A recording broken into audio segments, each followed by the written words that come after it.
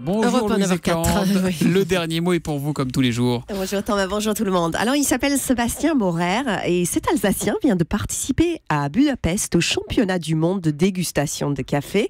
C'est original, mais vous allez voir que goûter du café au plus haut niveau mondial est finalement un sport comme un autre.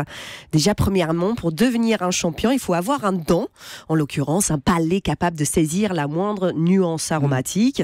Sébastien est évidemment en mesure de distinguer un café de haute Bolivie d'un café de basse Bolivie, comme si c'était de la chicorée et du jus d'orange.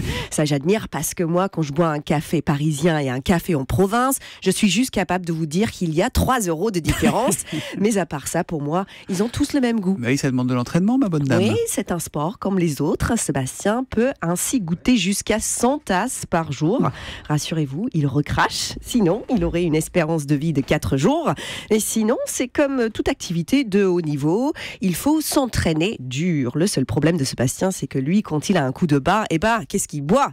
Heureusement, la question se pose rarement. Quand on tourne à 100 cafés par jour, l'énergie n'est pas un problème. Bon, mais est-ce qu'il les a gagnés, ces championnats du monde, Sébastien ? Boire du café, c'est un sport comme un autre, comme j'ai dit. Donc, le Français a été éliminé au premier tour. Cette année, mauvaise cuvée, comme à Roland-Garros. Sébastien a bu la tasse, manque de peau, il n'a pas choisi la bonne et il s'est fait sortir. Plus de Français au championnat du monde de café, j'ai envie de crier, pardon. Il y en a marre.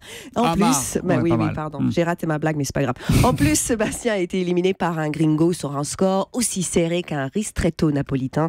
Ça donne du grain à moudre à tous ceux qui pensent que l'arbitre était vendu. Ma réaction est donc la preuve que boire du café est un sport comme les autres, avec des supporters chauvins qui aimeraient refaire le match au Café du Commerce. Évidemment. Je suis un tout petit peu énervé ce matin et pour se calmer, il n'y a qu'une seule solution. Qui d'autre que moi aimerait un déca ? Grand-mère, elle veut toujours un bon café. Oui, c'est vrai. J'ai appris quelque chose d'étonnant, tiens, Julie. Il paraît que plus le café est dilué, en fait, moins il est court et plus il y a de caféine dedans. Parce que voilà. Bon, c'est étonnant, c'est contre-intuitif. Ouais, Absolument, l'eau étrange, révèle la oui. caféine. Voilà, Louise Eklund qu'on retrouve évidemment tous les matins. Et puis si vous êtes en galère pour un cadeau de fête des pères, Louise Eklund elle a sorti ce petit livre, À moi les petits Français. Elle y parle notamment de la famille française. Très beau cadeau pour les papas aux éditions du Rocher. Merci. Petit coup de pub pour le plaisir C'est et pour le gentil. week-end.